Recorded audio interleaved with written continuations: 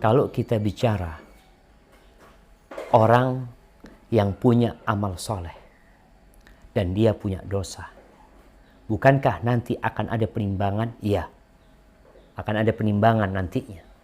Di mana? Nanti di padang mahsyar. Di situ akan ada hitung-hitungan. Perhitungan di sana yang akan menunjukkan apakah dia lebih banyak amal solehnya atau amal keburukannya. Allah mengatakan فَأَمَّا مَنْ ثَقُلَتْ مَوَازِينُهُ فَهُوَ فِي عِيشَةٍ رَاضِيَةٍ. Tuh, yang lebih berat amal solehnya, maka dia akan berada dalam kehidupan yang mulia, kehidupan yang nikmat, yang penuh dengan kenyamanan di sana. Itu nanti akan ada penimbangan tersebut. Kalau pertanyaannya, ada dosa-dosa yang Allah akan azab. Kita di dunia jemaah, kita punya amal soleh, kita sholat, kita berpuasa, tapi kita sakit, kita kena musibah, kita bangkrut. Apa kata Nabi SAW? Ketika Allah Azza wa Jal mengatakan, Laisa bi amanikum, wala amani ahlil kitab.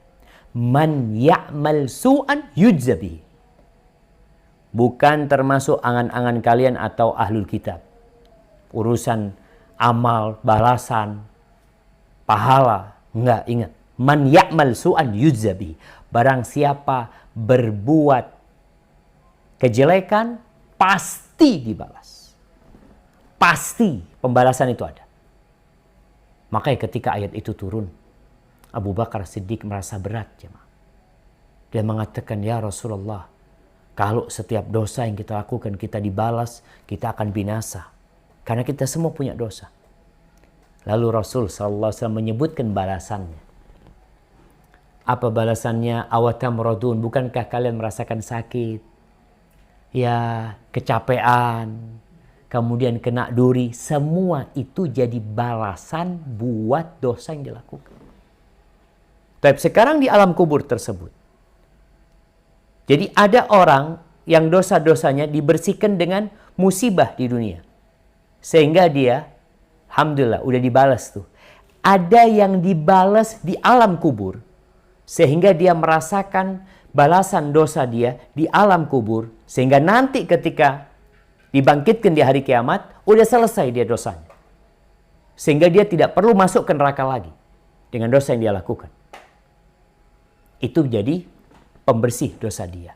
Ada yang dengan ahwalu al-qiyamah, dengan yang terjadi di padang mahsyar sendiri, menjadi penghapusan dia. Sehingga ada orang yang dihapuskan dosanya ketika melewatin sirat, ketika dia terkena api ini, itu, tapi dia akhirnya selamat. Itu jadi penghapusan dosa dia.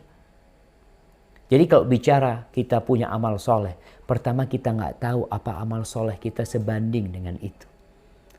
Jangan-jangan kalau disuruh bayar itu habis amal soleh kita nanti masuk neraka. Maka kita lebih tahu dengan, Allah lebih tahu dengan yang baik buat kita. Sehingga orang yang mati syahid, ketika dia mati syahid, ikut berjihad, kemudian melakukan dosa, al-ghulul termasuk dosa besar jamaah. Mengambil dari harta rampasan perang ini termasuk dosa besar. Dan kita tahu dia belum bertobat. Dan Nabi SAW menjelaskan bahwasanya itu yang dia ambil akan membakar diri dia. Adapun nanti di padang mahsyar akan ada penimbangan amal. Dan kita juga tahu bahwasanya amal-amal soleh itu, kalau memang lebih banyak amal soleh dia akan datang di kuburan, menemani dia, mendampingi dia. Dan bisa jadi juga setelah nih sahabat yang meninggal dunia dibakar dengan pakaian tersebut, kemudian sudah setimpal dengan yang dia lakukan, dia akan beristirahat dan merasakan kenikmatan. Tapi yang jelas, azab itu akan didapatkan ketika orang melakukan dosa. Allahu Akbar ya. Benar jemaah. Kalau itu orang ikut perang sama Nabi SAW, gara-gara pakaian itu, ada yang gara-gara sandalnya yang dia ambil. Apalagi kita yang amalannya nggak seberapa, mereka tuh sahabat-sahabat Nabi yang ikut berperang bersama Rasulullah SAW. Na'udzubillahi minan nar. Barakallahu fikum.